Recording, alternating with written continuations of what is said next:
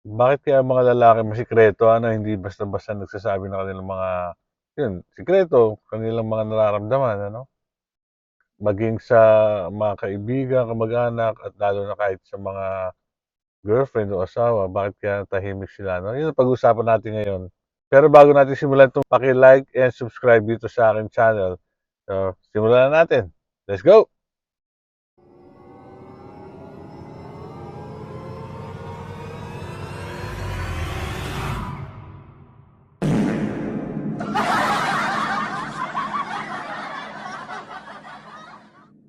What's up guys? Kumusta na kayo? Nga pala si DJ John D and welcome to my YouTube channel.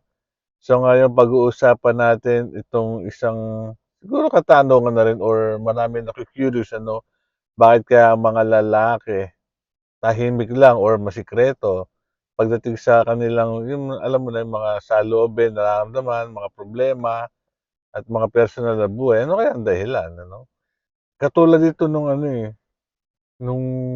huli kong topic kung bakit yung mga lalaki sa iba lumalapit.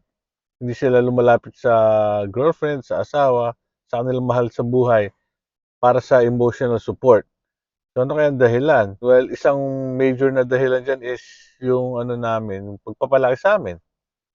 Bata pa lang kami, ibang-iba na yung treatment sa'min ng mga magulang, mga kamag-anak, kahit mga kapatid Pagdating sa mga babae inaalagaan 'yan, talagang makikita mo nilalambing or konting iyak lang, konting ungot, ungot ba tawag dun? Lalapitan agad ng nanay 'yan, tatay. Tapos iko-comfort, pa-pacify, tatahanin. Whereas 'pag batang lalaki ang may problema, umiyak, hindi gano'n ang reaksyon ng magulang, hindi gano'n kalambing, hindi gano'n ka-sweet kumbaga, 'di ba? Iba yung upbringing sa aming mga lalaki. Kumbaga bata pa lang 'pag may meron kang problema, meron kang iniisip, ikaw mag-solve niyan, lalaki ka, lalaki mong tao dapat alam mo 'yan. Gano'n naririnig, mula nung bata hanggang sa kahit nung nagbinatag, same thing. Hindi gano'n kalambing, yun nga, meron certain, criteria o parang merong hinahangad sa aming mga lalaki, ine-expect na kailangan alam mo na 'yan. You figure it out, you're on your own.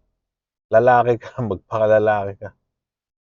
Kaya mapapansin niyo kahit sa social media, pagka ang babae may post, interesado, maraming magre-react, maraming magko-comment, magha-heart emoji, lalo na 'pag nagsabi yan ng problema, 'di ba?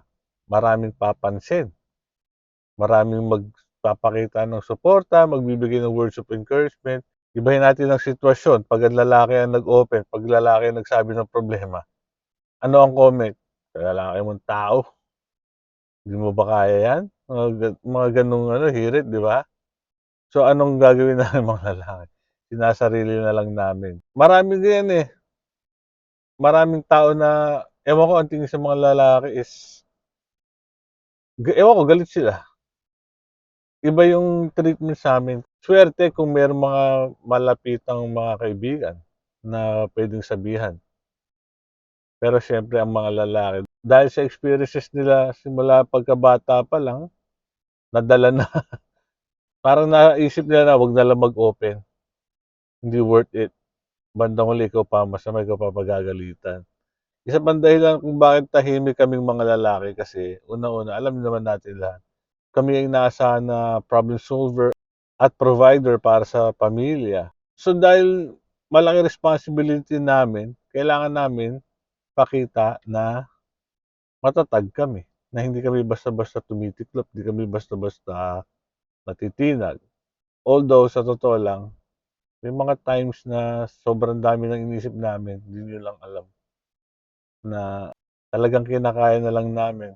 Halimbawa sa isang organization, sa isang company, kung yung manager niyo bumigay o umiyak, hindi na kinayanan yung pressure sa mga problema ng company, ano na lang mangyayari sa company?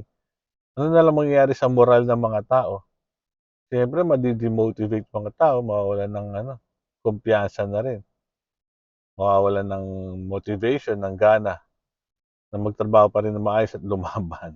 Ayusin ang mga problema ng company kasi umiyak na yung boss, eh. Gano'n din sa pulitika. 'Pag yung politician is iiyak-iyak, maraming ganyan, eh, 'no? So, matatawa ka na lang, mawawalan ka ng gana sa tao. Kaya kailangan kaming mga lalaki, eto, kahit na maraming iniisip, maraming problema, tanungin mo, "Okey ka lang?" Ano yung sasagot namin? "Okey lang." Yeah, misunderstood kaming mga lalaki. Kaya eto, gaya ng isa kong video, bakit hindi lumalapit sa asawa o sa girlfriend para sa emotional support. So, ang advice ko sa mga kalalakihan din, maging matatag, 'wag basta-basta bibigay sa mga problema at kung merong malalapitan na kaibigan o pagkakatiwalaang kasama sa trabaho, ganyan, kamag-anak, eh, kausapin natin. Maglabas tayo ng saloobin natin sa mga yun. Mahirap 'pag sinasarili ang mga problema.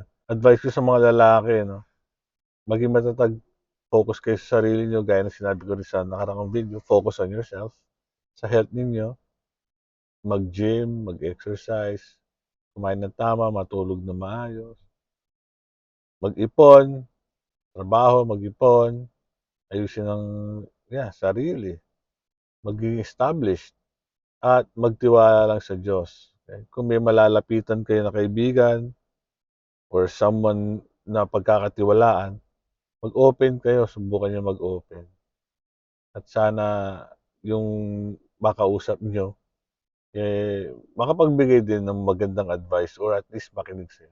Ano po masasabi niyo sa video ito, sa topic na ito? Comment down below kung meron kayong maidadagdag or katanungan, clarification.